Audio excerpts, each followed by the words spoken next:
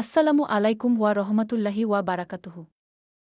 প্রিয় দর্শকবৃন্দ, আজ আমরা কথা বলব এমন একটি বিষয় নিয়ে যা একজন মুসলমানের জীবনের সবচেয়ে গুরুত্বপূর্ণ অংশ, নামাজ। নামাজ শুধু একটি ইবাদত নয়, বরং এটি আমাদের জীবন গঠনের একটি শক্তিশালী মাধ্যম। নামাজ ইসলামের ৫টি স্তম্ভের একটি।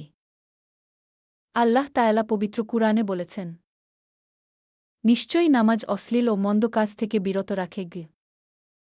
নামাজ আমাদের চরিত্র গঠন করে, মনকে শান্ত করে এবং আল্লাহর সাথে আমাদের সম্পর্ক দৃঢ় করে। আজ অনেকেই নামাজকে অবহেলা করছে। নামাজ ছুটে গেলে হৃদয় অশান্ত হয়ে যায়, জীবনে বরকত কমে যায়, গুনাহের দিকে ঝুঁকে পড়ি।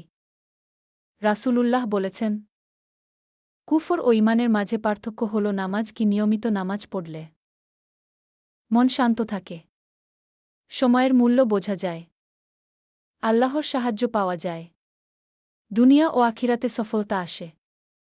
নামাজ আমাদের শৃঙ্খলাবদ্ধ জীবন শেখায়। আমাদের উচিত ৫ ওয়াক্ত নামাজ আদায় করা, ছোটদের নামাজে অভ্যস্ত করা, আজ থেকেই নামাজের প্রতি যত্নবান হওয়া। মনে রাখবেন, নামাজ এমন একটি আমল যা কবরে প্রথম প্রশ্ন করা হবে। প্রিয় দর্শক, চলুন আজই আমরা প্রতিজ্ঞা করি, যে কোনো পরিস্থিতিতেই নামাজ ছাড়ব না। আল্লাহ তায়ালা যেন আমাদের সবাইকে নিয়মিত নামাজ আদায় করার তাওফিক দান করেন। আমিন।